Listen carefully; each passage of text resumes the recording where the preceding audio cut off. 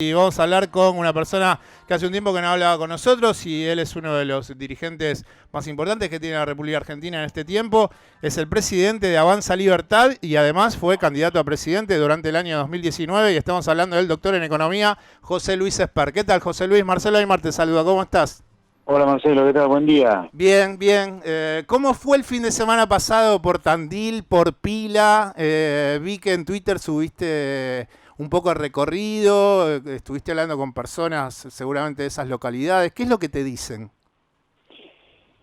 Mira, hicimos una muy linda gira por Chascomús, Dolores, Tandil y Pila. 4 ciudades recorrimos en un par de días. Ahora esta semana, todas las semanas estamos haciendo como mínimo 3 días, hasta 4 días de gira, recorriendo distintas ciudades de la provincia de Buenos Aires en la medida en que se puede y como se pueda, ¿no? Dadas las restricciones que hay por el COVID. Mm, Pero te diría, la reflexión es que hay mucha preocupación por la caída económica, mucha preocupación. mm, Estamos hablando del interior de la provincia de Buenos Aires, no estamos hablando del conurbano, donde la primera preocupación es otra, sí.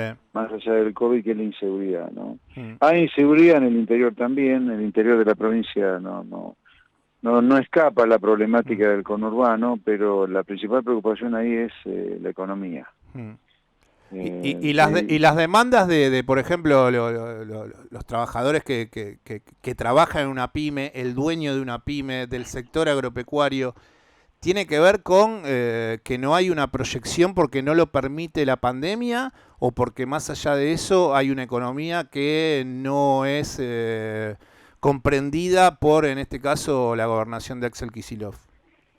Mira, yo lo que te diría ahí, a ver, el gran título te diría de la preocupación de lo que hemos recorrido hasta ahora del interior es la economía. Y es muy buena tu pregunta porque si bien el continente, el bosque es la economía, ¿qué cosa en particular le preocupa al empresario, al trabajador, al monotributista, al autónomo? Es cómo la pandemia y la cuarentena ha puesto sobre la superficie los errores de concepción y la falta de comprensión del gobierno nacional y en particular del gobierno de Axel Kicillof y de muchos intendentes también de la problemática de la producción en Argentina. Por ejemplo, la presión impositiva, ya sea a través de impuestos explícitos o tasas que incurren impuestos, ¿no? Supuestamente una tasa te cobran algo como una contraprestación, pero el tema es que no paran de inventarse tasas en los municipios para recaudar más. Mm, Ahora en algunas localidades, no me acuerdo exactamente cuál, pero son bastantes, ¿eh? En sí. el interior se inventó la tasa al chacarero. Mm, Es para financiar supuestamente algún plan contra el COVID. mm, Además del inmobiliario rural, además de la tasa de red vial, está la tasa del chacarero, para mm, financiar más COVID. La preocupación es que no se entienda que la presión impositiva no da más, que no se entienda que con estas leyes laborales lo único que se perjudica al trabajador y previamente se perjudica al empresario que emplea trabajadores, porque, viste, nadie suicida en la tierra. Incorporar a un trabajador hoy con estas leyes laborales que si algún día querés echarlo, implica que te quiebran la empresa y quedan 50 trabajadores en la calle bajo el supuesto que esa empresa emplea 50, mm, como he visto varias empresas en esta gira y obviamente en el 2019 que han quebrado como consecuencia que el sindicato, mm. después que vos echás a 2 personas por la crisis, por lo que sea, te toma la empresa, te la vacía, te la destruye y deja a 50 tipos en la calle. Entonces, la preocupación es esa, es la falta de entendimiento de algo tan elemental, tan de sentido común como que es que un empresario, cuando toma lo que busca es hacer toda la plata que pueda, es maximizar beneficios, no echar gente. Sin embargo, acá las leyes laborales, como parten del supuesto que el deporte empresarial es echar gente, pues echas a una persona, por la razón que sea, y los jueces laborales y las leyes laborales con su fallo te rompen la empresa y quedan 50 tipos en la calle en lugar de uno. Te iba a hacer una consulta sobre eso porque evidentemente estamos viendo un proceso que es muy polarizador en ambas coaliciones, el Frente de Todos y Juntos por el Cambio, y quería un poco, poniendo como tema este ejemplo de una futura reforma laboral que como dirigente intentás llevar adelante, es una de tus premisas, al Sí. haber tanta mezquindad en las dos coaliciones, si querés implementar una reforma laboral vas a necesitar de acuerdos amplios, porque evidentemente tu sector desde Avanza Libertad no se puede llegar a lograr por la cantidad de miembros que podría llegar a ser una Claro, parlamentaria. Lo claro, que digo es, claro. ¿a cuáles de los dos sectores que vos le podrías presentar una propuesta laboral podrías empezar a ver con menos mezquindad para ver si se puede de alguna manera tratar de avisorar tu visión de lo que sería el trabajo a futuro, sabiendo que entra en Claro. coalición con las otras dos coaliciones justamente, ¿no? Con el Frente de Todos y con Bueno, Juntos por el eh, Cambio. ahí vos has dado en el clavo, digamos, ¿no? La supuesta grieta, cambiemos kirchnerismo, es en lo que es la defensa de libertad de República de Venezuela. Ahora, en materia económica, Mm, no tienen grandes diferencias, no tienen grandes diferencias. La gran diferencia en materia económica, donde sí realmente tenemos un programa que beneficia a la gente de trabajo, a la gente de laburo, los que laburan y los que dan laburo, mm, claramente ahí somos nosotros. mm. Yo te diría, dentro de Cambiemos, difícilmente con los radicales y con la coalición cívica, Sí. perdón, se podría acordar algo Mm, en materia de reforma laboral. A lo mejor el radicalismo, viste, te verás que Alfonsín con la ley Muchi que mm, fracasó, sí. intentó introducir la democracia sindical, a lo Mm, mejor con una parte del radicalismo. mm, Yo no dudaría que una parte del PRO estaría bastante alineada con una reforma laboral que mejore la circunstancia y la situación de empresarios y trabajadores, ¿no? Porque yo creo que hay gente ahí de sentido común que entiende mm, que estas leyes laborales son las culpables de que haya 6 millones de trabajadores, como ocurre hoy, mm. el 40% de la fuerza laboral que trabaja en negro. Entonces, no hay duda que hay un problema con las leyes laborales argentinas. ¿Y con el Frente de Todos no lo ves con nadie?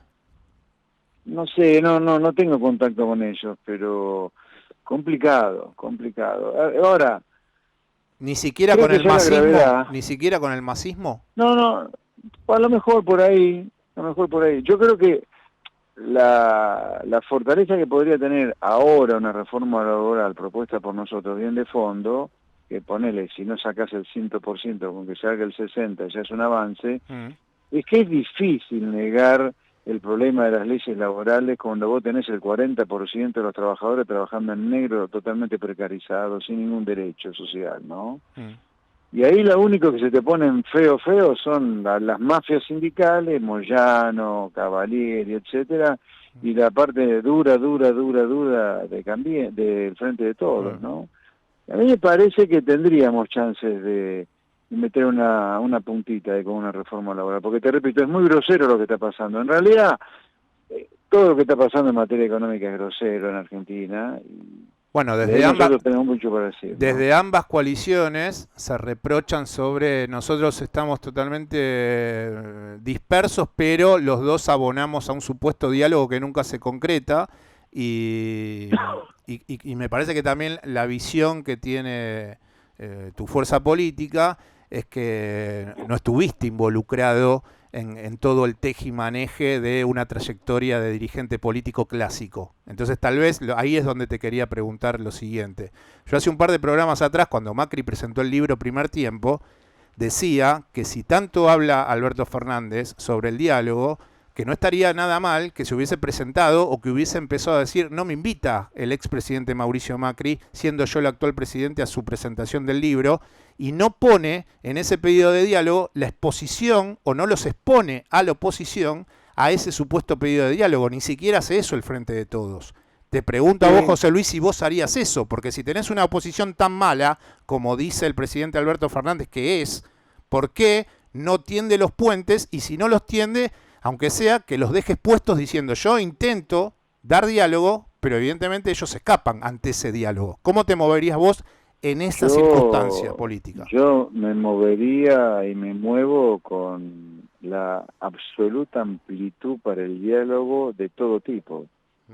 A mí lo que me vuelve loco es cuando escucho a Duhalde de hace décadas y lo sigue diciendo ahora como un disco rayado que nos tenemos que juntar todos. No, nos tenemos que juntar todos para hacer qué. Mm, Porque hace rato que Argentina vive de concertación en pactos sociales y la pobreza no para de crecer, la marginalidad no para de crecer, la delincuencia no para de crecer, la droga no para de crecer, y ya ahora los chicos jóvenes están viendo al mundo como su única oportunidad para prosperar. Entonces, yo creo en el diálogo Creo que Argentina tiene que derribar un muro de Berlín directamente de las reformas que tiene que hacer, y eso obviamente requiere de mucho diálogo y mucho consenso. Así que yo soy el primero en decirte, yo me pongo en la pole position para el diálogo en Argentina, con todos. Ahora, no vamos a dialogar al pedo tomando mate, vamos a dialogar de cómo hacemos para derribar el muro de Berlín que tiene Argentina. No neguemos que hay un muro de Berlín, que genera todo lo que te decía antes, pobreza, marginalidad, indigencia, droga, inseguridad. Entonces, pongámonos de acuerdo de cómo derribarlo, no si hay que derribarlo o no. Yo lo que veo que acá, los llamados al diálogo son una trampa cazabobos para nunca derribar el muro de Berlín que tiene Argentina. Que el otro día te vi en las cercanías, no en la puerta, pero en las cercanías de la Quinta de Olivos, y yo decía, bueno, me parece que el votante José Luis Esper ha hecho un trabajo diferenciador, corregime si me equivoco, diferenciador de la dureza que presenta el sector más duro de la coalición de Juntos por el Cambio, que comanda su presidenta, la presidenta del PRO, Patricia Bullrich. En esa cuadra de la Quinta de Olivos fue el miércoles a la noche Patricia Bullrich y estabas vos. Cuando regresaste, ¿te gustó haber sido similar en el accionar de la protesta ante la afuera, sabiendo que vos querés diferenciarte de ese sector que supuestamente es el más duro de Juntos por el Cambio? Mira, yo estoy preocupado por el destino trágico que tiene el país. No me preocupa tanto con quién me comparan, con quién me aparean, con quién me diferencian. La verdad que no me preocupan esas cosas. Yo soy muy genuino en lo que hago y lo que siento. La verdad, yo con casi 60 años, hace 2 años, puse una pausa en mi carrera profesional, en mi laburo, para realmente aportar a la solución de la tragedia en la cual se está convirtiendo Argentina. Esto ya no es un problemita económico, ya es una tragedia. Y no tengo la menor duda en calificarlo de tragedia porque se nos están yendo los chicos capacitados y formados del país, frustrados de lo que les ofrece Argentina. Entonces, como esto es una tragedia, la verdad que especulo poco con quién me pueden aparear, comparar o diferenciar, digamos, ¿no?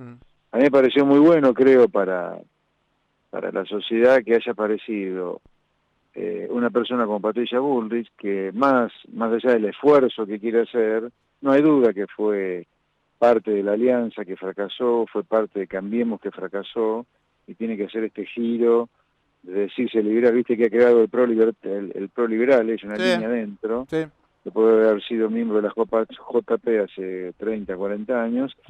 Digamos, es poco creíble, pero bueno, los genuinos somos nosotros, y si me emparentan con algo poco creíble como Patricia Bullrich, bueno, no tengo problema. Pero yo hace 30 años que digo lo mismo, ¿no? Y llegué a hacer política, no para hacer política, sino para hacer política para cambiar el país. Es muy diferente el caso de Patricia Bullrich, que ella vive de la política profesional. Yo me metí solo a hacer política para cambiar el país. Para mí la política es un medio, para Patricia Bullrich es un fin en sí mismo. Es muy diferente. Y en relación a lo que tiene que ver con, bueno, las noticias de estos últimos 2-3 días, después del decreto presidencial de cercenar los horarios del sector gastronómico, pero que lo que más dureza le genera a la opinión pública es el tema de las presencialidades en las aulas, que bueno, pasa a una cuestión virtual.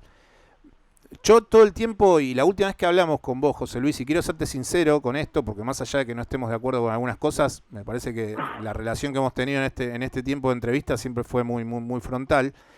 Yo creo que mientras siga en una pandemia, habiendo un nivel tan alto de circulación, se van a seguir incrementando los contagios. Y tal vez Alberto Fernández intenta ir por esa lógica, de decir, bueno, tengo que tratar de que la gente se quede en su casa y no se mueva tanto, porque si no me van a estallar los sectores sanitarios, porque a más circulación, mayor cantidad de contagios, y por eso evito la presencialidad de las escuelas. Yo comencé el programa recién con un artículo de The Lancet, que es una entrevista, es un artículo científico de la revista, en donde cuenta que evidentemente en el Reino Unido la circulación desde que se abrieron los colegios primarios y secundarios en Gran Bretaña, subieron los niveles de contagio. Entonces, ante eso, yo creo que pensás diferente a mí en cuanto a esta manera. No sé si es así, pero sí te lo quería preguntar. Sí, no, claro que pensamos diferente. Lo que no sé si vamos a lograr zanjar la diferencia en una charla telefónica porque me parece que requiere mucha discusión. Por ejemplo, yo me agarro y me aferro para decirte sí a la presencialidad en las escuelas, a los datos que yo he escuchado del propio jefe de gobierno de la Ciudad de Buenos Aires diciendo que los contagios en los colegios han sido de menos del 1%, y ayer lo escuchaba cuando estaba en Crónica TV a Gustavo Pose, el intendente de San Isidro, diciendo que los contagios en los colegios han sido menor al 0,12%. Entonces, para mí, si esos son los datos, no tiene el más mínimo sentido en Argentina, cerrar las escuelas y ir a clases presenciales.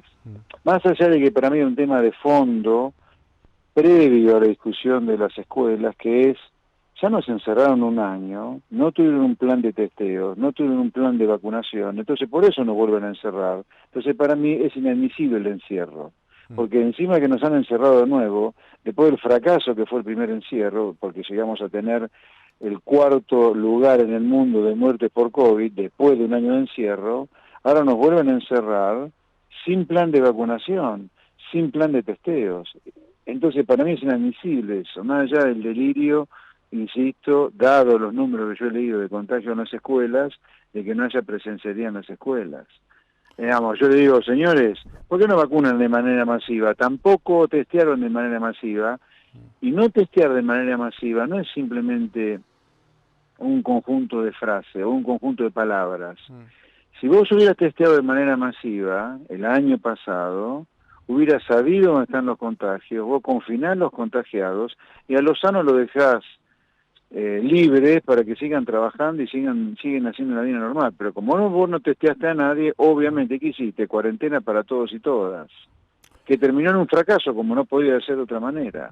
A ver, acá hay otra cosa superior incluso. Es probable, como lo demuestra la pandemia que ya está más avanzada en el resto del mundo, no en América Latina, Europa y Asia, que hasta que no se te contagie el 60-70% de la población, es difícil que el virus deje de hacer su trabajo. En Argentina yo creo que va a ser que el 35% ya. Que falta todavía mejor el doble de que se contagie. Entonces lo único que vos podés hacer, dado que a lo mejor es probable que se contagie el 70 o 60% de la población, es hacer las cosas para que no te colapse el sistema de salud. Ahora, para que no te colapse el sistema de salud, no es el encierro la solución, sino el testeo masivo para saber dónde están los contagiados e ir mandando al sistema de salud a aquellos que están en situación grave. En ese caso yo diría, en lugar de construir el estadio de Santiago del Estero, ese estadio de fútbol que se construyó ahora en medio de la pandemia, ¿por qué no usan esa plata para construir esas unidades hospitalarias de emergencia con respiradores artificiales de primer nivel, como ocurre en casi todo el mundo? Yo veo que acá, este gobierno de ineptos, alegremente nos encierran cada 2 por 3 o mucho tiempo y no te ofrecen nada a cambio de eso. Dame un plan de vacunación, dame un plan de testeos, dame ayuda a los que cerrás de nuevo de manera automática y muy generosa. José Luis, ¿te conviene que Horacio Rodríguez Larreta siga sin anunciar su política de mantenerse en los momentos importantes siendo el segundo de Mauricio Macri? Y mira, porque nunca dijo yo estoy arriba de Mauricio Macri. Entonces me refiero al nicho de votantes que estás trabajando en Provincia de Buenos Aires y con Milei en Cava, en donde me parece que por el perfil o por el estereotipo de votante es funcional la estrategia para ustedes de un Horacio Rodríguez Larreta que siempre dice, en los momentos difíciles, miren que yo sigo estando abajo de Mauricio Macri.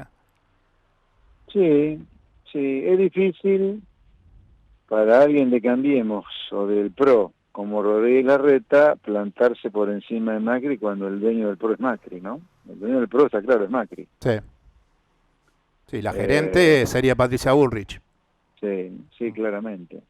Claramente. Entonces, para Larreta ese rol no es fácil. No lo estoy justificando de ninguna manera, ¿no? Pero esa estrategia conviene a Alianza Avanza Libertad. Sí, claramente. Yo lo que sí me gustaría ver un Larreta mucho más jugado en cuestiones muy claras vinculadas con el COVID y su relación con Alberto Fernández, ¿no? Lo llevaría más al diálogo, pediría más diálogo, exigiría más diálogo. En el caso de las escuelas yo iría de frente para abrir las escuelas.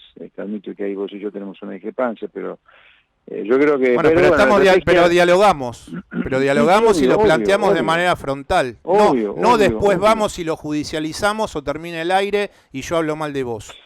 Claro, eso es lo que... Bueno, lo mismo pasó con la coparticipación, ¿viste? Yo ahí con la reta hubiera preferido, si te sacaron la coparticipación, apurate a aprovechar las circunstancias, ya que te sacaron la coparticipación, para pedir que la coparticipación, tal cual está, se elimine. No se elimine la coparticipación, que se elimine tal cual está. Esta cosa de que el gobierno federal manda plata a cualquier lado de manera no condicionada de impuestos que son federales, que deberían ser destinados solo a gastos federales, como por ejemplo podría ser la educación, como por ejemplo podría ser la salud, y más en una pandemia. Pero fuera de gastos federales, claro, como incluso la diplomacia, la justicia, la Fuerza Armada y la seguridad, viste, Sinfran, para hablar del último impresentable que ha hecho todo lo que ha hecho en Formosa, Sinfran tiene que tener a media provincia a sueldo para manejarlo y que lo voten, que les haga cobrar impuestos a los formoseños, y no que el pobre de la provincia de Buenos Aires o el pobre de Santa Fe o de Córdoba, cuando va a comprar un sachet de leche y paga IVA, parte de ese IVA vaya sin condición alguna a Infran. No puede ser esto, ¿viste? José Luis, un abrazo, buen fin de semana, suerte con las caminatas y los viajes por la provincia de Buenos Aires y estaremos hablando en va a ser un tiempo. placer, muy buen día. Gracias. Abrazo. Quien está hablando con nosotros era José Luis Esper, quien es doctor en economía y además es el presidente de Avanza Libertad y además fue candidato a presidente de la Nación en las últimas elecciones presidenciales del año 2019.